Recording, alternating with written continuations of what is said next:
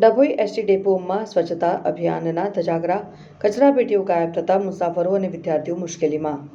ડભોઈ એક તરફ ગુજરાત સરકાર રાજ્યભરમાં સ્વચ્છતા અભિયાનના નામે લાખો રૂપિયાનો ધુમાડો કરીને મોટી મોટી જાહેરાતો કરી રહી છે, ત્યારે બીજી તરફ ડભોઈ એસટી ડેપોમાં વાસ્તવિકતા સાવ અલગ ચિત્ર રજૂ કરી રહી છે। ડભોઈ ડેપો પરિસરમાં મુસાફરો અને વિદ્યાર્થીઓની સુવિધા માટે મૂકવામાં આવેલી તમામ ડસ્ટબિન અચાનક ગાયબ થઈ જતા ગંદકીનું સામ્રાજ્ય ફેલાવાની ભીતિ સેવાઈ રહી છે।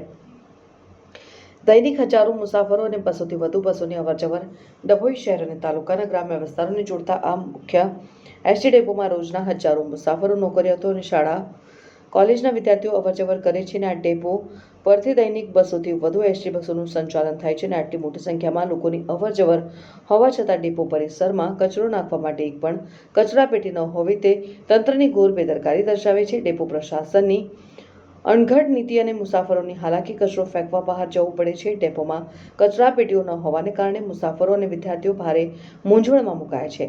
નાસ્તો કે પાણીની બોટલ જેવા કચરાના નિકાલ માટે લોકોને ડેપો પરિસરની બહાર જવું પડે છે અથવા તો ના છૂટકે જાહેરમાં કચરો ફેંકવો પડે છે।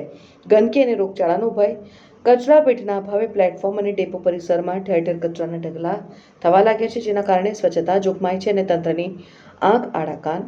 સ્થાનિક ડેપો મેનેજમેન્ટ અને વહીવટીતંત્રની નિષ્ક્રિયતાના કારણે આ પરિસ્થિતિનું નિર્માણ થયું હોવાનો આક્ષેપ મુસાફરો કરી રહ્યા છે। હવે સ્થાનિક નાગરિકો અને મુસાફરોમાં એક જ સવાલ પૂછાઈ રહ્યો છે કે શું એસટી નિગમ ઊંઘમાંથી જાગીને તાત્કાલિક નવી કચરાપેટીઓ મુકાવશે કે પછી મુસાફરોને આ જ રીતે ગંદકી અને અસુવિધા વચ્ચે મુસાફરી કરવા મજબૂર રહેવું પડશે।